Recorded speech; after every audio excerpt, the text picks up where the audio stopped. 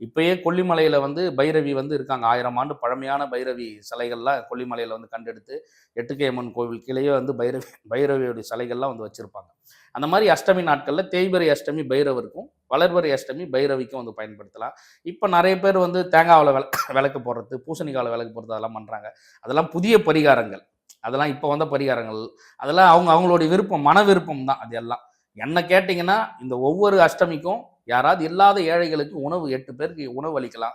8 பேருக்கு வஸ்திர தானங்கள் வந்து செய்யலாம். அவங்களால முடிஞ்ச இப்ப நீங்க ஒரு பைரவர் கோயிலுக்கு போறீங்க. அங்க உங்களால முடிஞ்ச அளவுக்கு புடவ வச்சு, ஒரு 8 புடவ வச்சுட்டு ஒரு 8 பேருக்கு இல்லாதவங்களா பார்த்து குடுக்கலாம். அதே மாரி அன்னதானம் ஒரு 8 பேருக்கு குடுக்கலாம். 8 பேருன்றது மினிமமா சொல்றேன். 8 பேருக்கு மேல நீங்க எவ்வளோ பேருக்கு வேணாலும் செய்யலாம். பைரவர நெனச்சு. அந்த மாரி செய்றீங்கன்னா பலன் குடுக்கும்.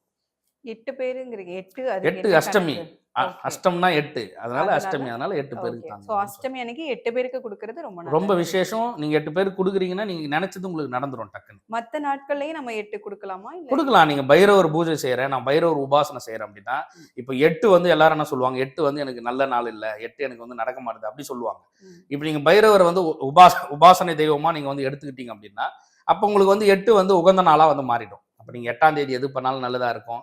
அப்ப நீங்க 8 வந்து உங்களுக்கு சிறந்த ஒரு நாட்களா மாறிடும்.